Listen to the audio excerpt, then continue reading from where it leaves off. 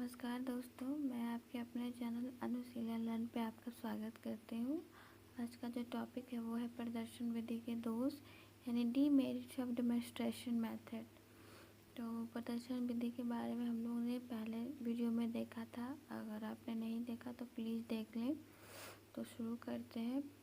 प्रदर्शन विधि के कुछ दोष भी हैं जो इस प्रकार है। जैसे देखिए, एक सिक्के के दो पहलू होते हैं, उसी तरह से प्रदर्शन विधि के कुछ दोष भी है जो निम्नलिखित है।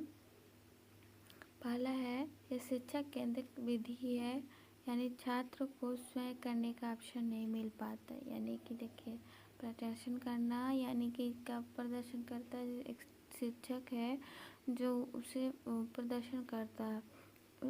प्रदर्शन करने के दौरान सिर्फ टीचर ही कार्य करता है, बच्चे सिर्फ उसको देखते हैं, सुनते हैं और समझते हैं। यानी कि यह शिक्षक अध्यापक केंद्रित विधि है। सेकंड है, यह विधि सुनो, देखो और समझो पर आधारित है। यानी कि यह विधि क्या है, बच्चा जो क्या करता है, सुनता है, फिर देखता है, फिर समझता है। यानी किस विधि पर आधारित है, सुनो, देखो और समझो पर। थर्ड है, इस विधि के प्रयोग से विषय वस्तु को समय पर समाप्त नहीं किया जा सकता।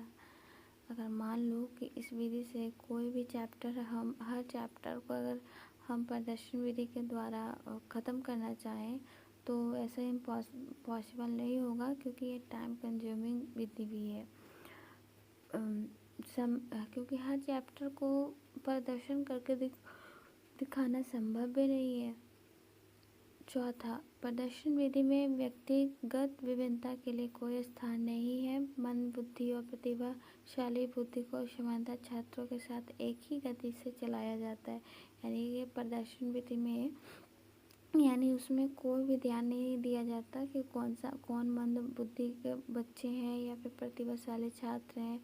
वो जो अध्यापक है वो चुपचाप एक ही विधि, अपनी विधि को चलाता रहता है। इससे कोई मतलब नहीं कि किसको क्या ज़रूरत है उस टाइम। 5 है, प्रायः संयोजित उपकरण ही कक्षा के सामने लाया जाता है, अतः सभी छात्रों को उपकरण के विभिन्न अंगों के पूरे परिचय का अवसर नहीं मिल पाता। यानी कि जब प्रदर्शन एक टीचर कर रहा होता है तो उसको तो उपकरण के बारे में पता होता है, लेकिन बच्चों को जो है सारे उपकरण के बारे में नहीं पता होता है। तो अगर पता नहीं होगा तो बच्चे को कुछ समझ में नहीं आएगा। इसीलिए इस विधि का ये भी एक दोष है। छठा है, छात्रों में तार्किक एवं वैज्ञानिक दृष्टिकोण का विकास नहीं हो पाता। यानी कि छात्र में जो जितनी तार्किक और वैज्ञानिक दृष्टिकोण का विकास नहीं हो पाता, क्योंकि वो कुछ करता नहीं है, वो सिर्फ देखता है, समझता है। क्योंकि जब बच्चे को करने दिया जाएगा तभी वह करके अपना तर्क और वैज्ञानिक दृष्टिकोण को विकास कर सकता है। सातवां है, छात्रों का प्रयोगात्मक कुशलताओं का विकास नहीं होता। मतलब जैसे प्रयोगात्मक का विकास होगा जब बच्चे खुद करेगा, खुद से कोई कार्य करेगा।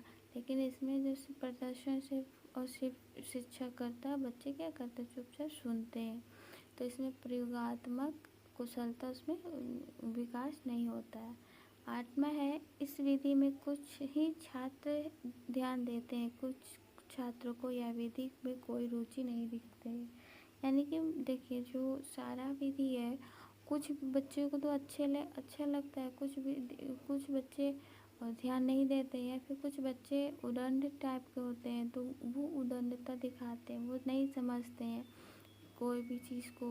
और या फिर ऐसे में जो उनकी जो पढ़ाई है, अध्ययन है, वो कहीं ना कहीं प्रभावित होती है। 9th है, छात्र को खुद करने का अवसर नहीं मिल पाता। ये तो हम लोग जानते हैं, क्योंकि टीचर ही सब कुछ करता है तो स्टूडेंट तो कुछ करता ही नहीं है। और 10वां है, यह विधि में कार्य करके सीखने के सिद्धांत के लिए कोई महत्व नहीं है। यानी कि इस विधि में सिर्फ टीचर ही प्रदर्शन करता है, बच्चे जो है सिर्फ सीखते हैं, देखते हैं और समझते हैं। जैसे प्रदर्शन विधि के दोष जो है, हम लोग ऐसे कल्पना कर सकते हैं कि जैसे आपके क्लास में एक टीचर आया और वो बायोलॉजी के सब्जेक्ट के लिए पत्तों के वर्गीकरण के बारे में बताना चाहते तो ढेर सारा पत्ता लेके आया, पत्ते मंगवाएंगे क्लास में तो क्या करेगा, हर एक बच्चे को तो वो पत्ते देगा नहीं, तो बहुत सारा हो जाएगा, तो वो खुद ही पत्ते को दिखाएगा, प्रदर्शन के द्वारा समझाएगा। तो इसमें कौन एक्टिव हुआ, टीचर एक्टिव हुआ, कौन सोचने समझने का कार्य कौन कर रहा है। यहाँ भले ही बच्चा देख रहा है फिर भी वो समझने की कोशिश कर रहा है। तो आई होप आपको ये वीडियो अच्छा लगा होगा, अगर अच्छा लगा होगा तो प्लीज़ ये लाइक शेयर और सब्सक्राइब करें, और अगर कोई भी दिक्कत है तो कमेंट बॉक्स में अपना क्वेश्चन पूछ सकते हैं। Thank you.